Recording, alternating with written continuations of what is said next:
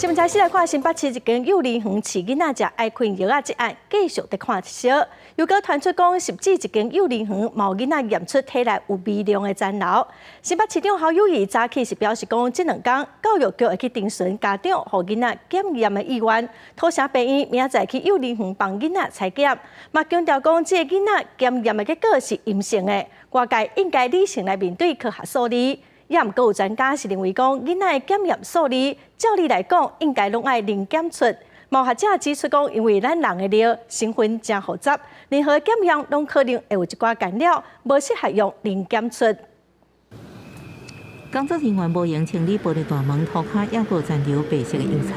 新北市后大门早起9点外向红互人破油漆，代志发生原因还佫等警方调查。市府呼吁民众表达诉求方式爱理性合法。不过，新北幼儿园饲药案件技术受到港捷集团设置幼儿园，这囡仔就验出微量左边关节药物苯2氮平类。今天还是正常带小朋友来。用药有时候他们的处方笺里面都有含一些想要睡觉的药，医生都有告知，也不能都怪那个学校啦。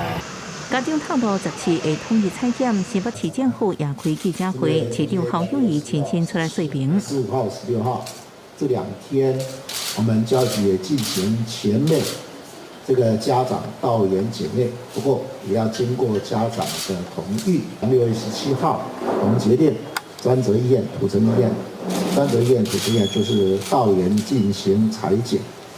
实际幼儿园阁表示，囡仔验出安眠药物苯2氮平类的微量残留，家长拢真烦恼。动物专家赵明辉认为 ，BGD 是3级管制药品，未符背景单，应该爱零检出。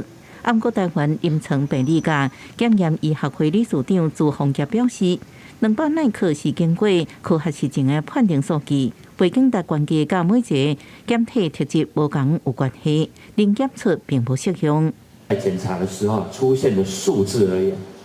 好，那个数字是拿来跟200做比较的，那个不代表量，那也不代表说是代表该物质不存在，所以零检出应该不适用在这种情况下面。